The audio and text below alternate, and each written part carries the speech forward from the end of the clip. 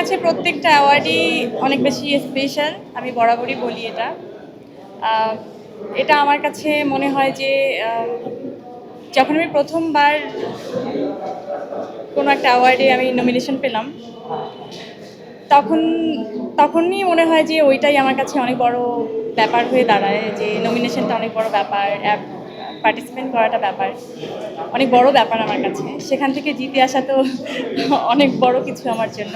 আর যেভাবে আপনারা অনেক বেশি ভালোবাসা দিয়েছেন রঙিলা কিতাবকে, সেটা আসলে আমার জন্য বলতে গেলে মাইল মাইল ফলকই। কারণ ওরকম একটা জার্নি, মাদারহুড নিয়ে একটা গল্প, এবং আমার নিজের জীবনেও আসলে মাদারহুডের যে জার্নিটা, ওইটার এক্সপিরিয়েন্সটাও আসলে অনেক বেশি এখানে। আমার মনে হয় যে আমি আমি যদি নিজের লাইফে আসলে ওই জার্নিটা না পার করতাম, তাহলে হয়তো ওই ক্যারেক্টারটাকে মানে কানেক্ট কানেক্ট ওইভাবে আমি করতে পারতাম না। কানেকশানে কোথাও না কোথাও একটা, আমি জানি না আমি 100% ট্রাই করতাম, কিন্তু ওইভাবে আমি পারতাম কি না আমি জানি না। কিন্তু আমার আমার জীবনের ব্যক্তিগত জার্নিটা অনেক বেশি সহজ করে দিয়েছে এই রঙিলা কিতাবের ক্যারেক্টারটা করার জন্য।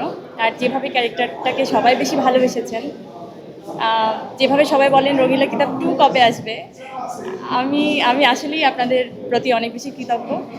আর আমি আসলেই বলতে চাই যে এই অ্যাওয়ার্ডটা বেসিক্যালি, বিশেষ করে এই অ্যাওয়ার্ডটাই আমি বিনোদন সাংবাদিকদেরকে দিতে চাই, পুরো ক্রেডিটটা এটা আপনাদের। এই যে এত বড় আয়োজন, সাংবাদিকদেরকে ইনভাইট করা এবং সব মিলিয়ে নগরের একটা আনন্দ ঘন এই পৃথিবীগুলো আসলে কেমন হবে?